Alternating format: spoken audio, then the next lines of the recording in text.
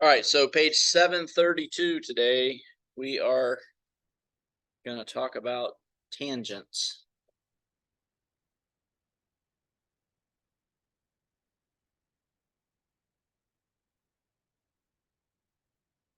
And a tangent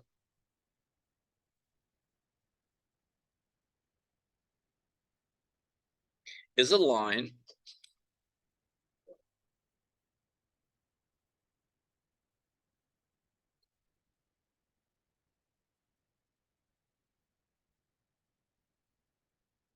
that intersects a circle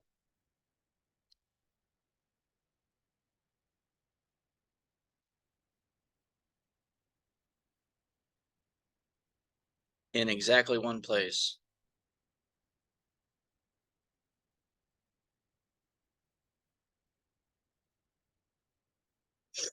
And that's the point of tangency.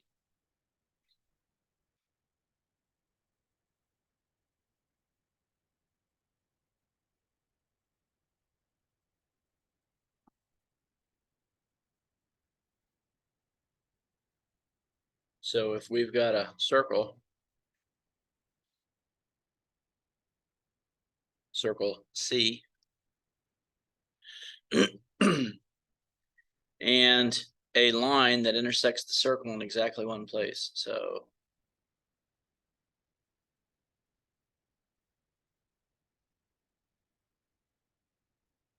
in this case, we could say that line L intersects circle C at point A. A is your point of tangency.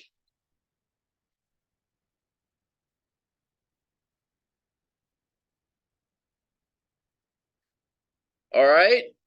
And then you can read on your own. I don't necessarily know that it needs to be in your notes. A common tangent is a line or ray, or I'm sorry, is a line, ray, or segment that is tangent to two circles in the same plane. And then down in example 1, it talks about identifying common tangents. So that's something you can read on your own. Like I said, doesn't necessarily need to be in your notes.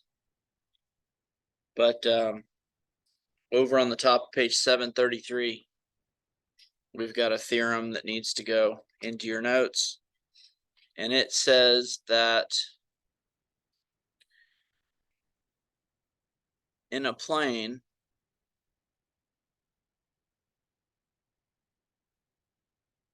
a line is tangent to a circle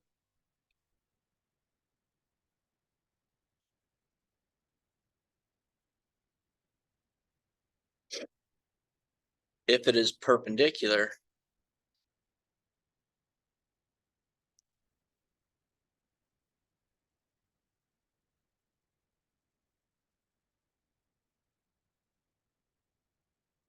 to a radius drawn to the point of tangency.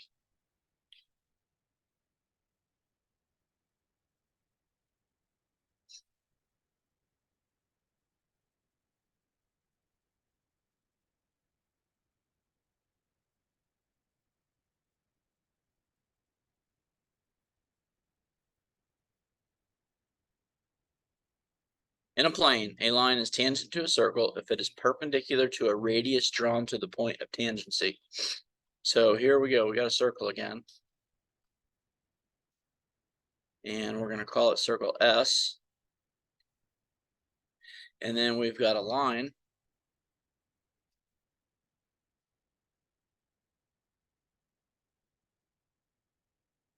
Call it line L. Now, this line L intersects circle S right here at this point T. If we draw a radius to the point of tangency, then it's going to create a 90-degree angle.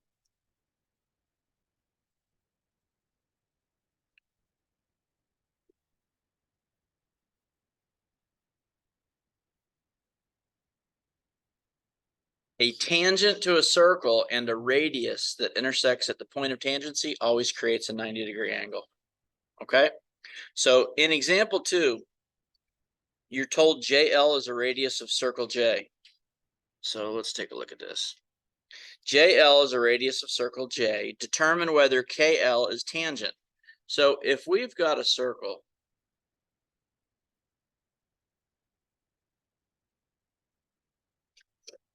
and here's JL,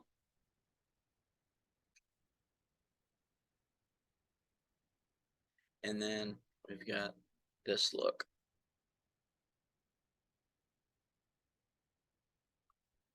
And we got point K up here. We're told that KL is 15. We're told that J to L is 8. Now, pay pretty close attention to what's going on here. From point K to the outside of this circle, there's a dimension there. It's 9. All right. That only represents from K to the circle. Do you see the piece that goes from J to the circle? That's a radius, isn't it? Okay. So that piece is also 8. So if you're asked if KL is a tangent, well, KL is tangent if it forms a 90-degree angle with JL. So if that angle in that triangle is 90 degrees, then KL is a tangent. So what we have to do is use the Pythagorean theorem to determine if this is a right triangle. Because if this is a right triangle, then this angle down here at L is 90 degrees. So here's our setup for the Pythagorean theorem. What we're trying to find out is, does 15 squared plus 8 squared equal the 9 plus the 8, which is 17 squared? If it does, then that's a right triangle, and KL is a tangent. So I'm going to go 15x squared plus 8x squared equals, I get 289. And then when I square 17, I get 289. So these two are equal to each other, which means this is a right triangle. Agreed? Now, if this is indeed a right triangle, all right, does 15 squared plus 8 squared equal 17 squared? Yes, it does. So KL is tangent to circle J.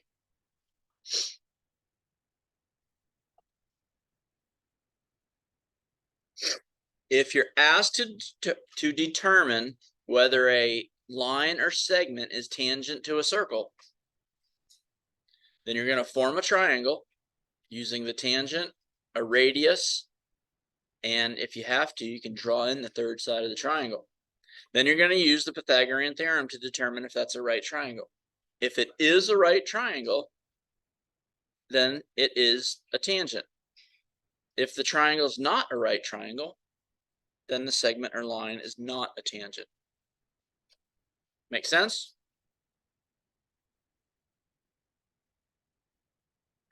Okay. Now look at example 3. Use a tangent to find missing values. Now what you're told is that JH is tangent to circle G. So JH is tangent to circle G at J. Find the value of X.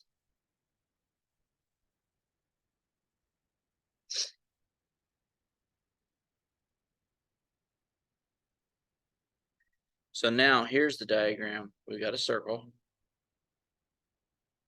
We've got circle G. We've got point J and a tangent.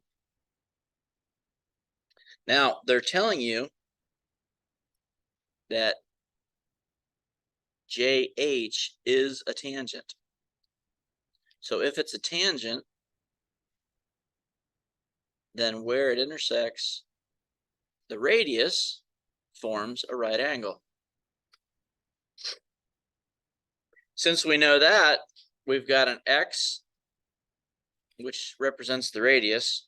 JH is 12, and GH, I'm sorry, we got a point K right here.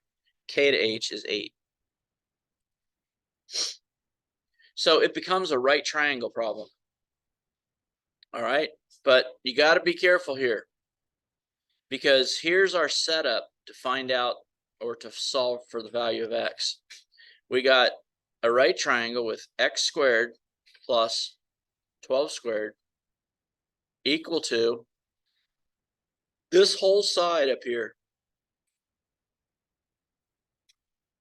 is X plus 8. So our X squared plus our 12 squared is equal to X plus 8 squared. So you got to do a little bit of math here that you haven't done in a long time. On the left-hand side, we got X squared plus 12 squared. And on the right-hand side, X plus 8 squared, that's the same as X plus 8 times X plus 8. And in this case, you have to do the distributive property twice on the right side of the equation. So we get X squared plus 12 squared equals, we take X times X is X squared, and we take X times positive 8, which is positive 8X. Then we take the 8 times the X, and we get another 8X. And then we take 8 times 8, which is positive 64. So we're going to clean this up. We get X squared plus 12 squared equals X squared plus 16X plus 64. Now, if you have a positive X squared on the left-hand side and a positive X squared on the right-hand side, they cancel out, don't they? Because if you subtracted X squared from each side,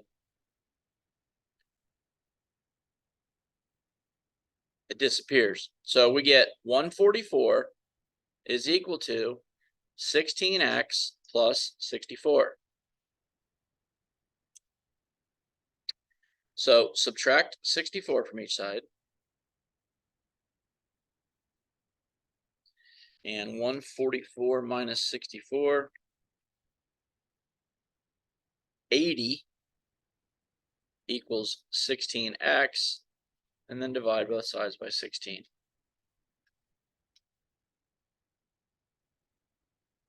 And 5 is equal to X.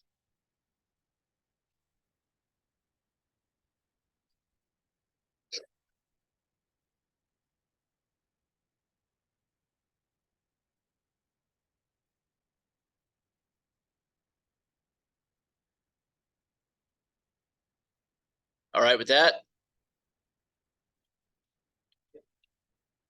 All right, so what you're doing in part of your practice problems, you're going to determine whether a segment is a tangent. And if the triangle formed is a right triangle, then the segment that appears to be tangent is tangent, right? That's what we did right here. You're going to be given a circle, a radius, and a tangent. You're going to be asked if the segment is a tangent. Well, you're going to do the Pythagorean theorem. If the triangle is a right triangle and a squared plus b squared equals c squared, then the segment's going to be a tangent. In the second part of your practice, you're going to be told that the segment is a tangent. And if you're told the segment is a tangent, then you know it forms a 90-degree angle and a right triangle.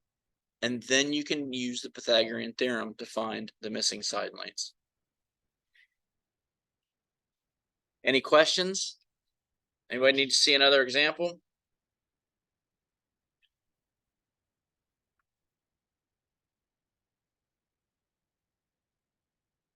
Let's do one more of these.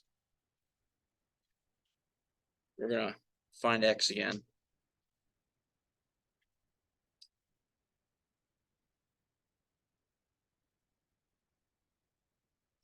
And actually, before we do that, let me show you. We just did X plus 8 squared. right?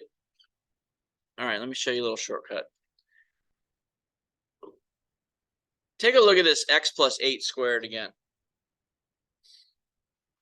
You've got x plus 8 squared right here. And it ended up equaling this, didn't it? X squared plus 16x plus 64. Look what happens. If you take x plus 8, you square it, you get an x squared for your leading term. 8 squared is 64, isn't it? And 8 times 2 is 16. That happens every time you square a binomial. So if we got x plus 2 squared, look at the shortcut. What's the first term going to be? Okay, what's the last term going to be? 2 squared, positive 4. And then 2 times 2 is going to be the middle term. So plus 4x. A little faster? Let's do x plus 3 squared. What's the first term? The middle term. Positive 3 times 2. Last term. 3 squared, which is 9. All right, let's do one more. Let's do plus 4 squared. So what do we get? X squared plus 8x plus 16. Okay. First term is x squared. Second term is this times 2. Third term is this number squared. All right, so that should save you some time when you're doing these Pythagorean theorem problems and you've got 2 x's to deal with. All right, so now we've got, let's take a look at this circle here. We're finding the value of x. It's circle R. And we're going here to Q. You're told assume that segments that appear to be tangent are tangent. So Q to S, it appears to be tangent, so it is tangent. And if it is tangent, it forms a 90-degree angle. We've got an X right here. We've got a 2, a 4. Now, they didn't put this other X in here, did they? But we need it. We have to use it. So we know that this is a right triangle. We're going to use the Pythagorean theorem to find x. So we got x squared plus 4 squared equals the length of this hypotenuse is going to be x plus 2. So x plus 2 squared. So we get x squared plus 16 equals x plus 2 squared is x squared plus 4x plus 4. Now, you can save a little bit more time. Look, guys, just do this. Get rid of the x squareds. They're going to cancel out when you subtract them anyway, right? So save a little bit of time. Subtract 4 from each side. So 12 equals 4x. And then divide each side by 4. And 3 equals x. So that's a little faster and cleaner, right? Any questions?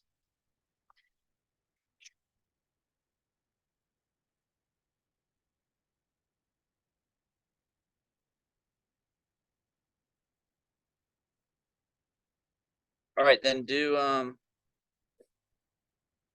page 735.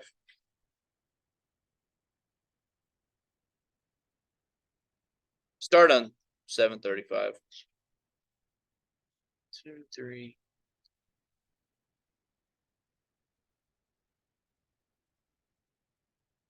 Two, 3, 4, 5, and then 13 through 16.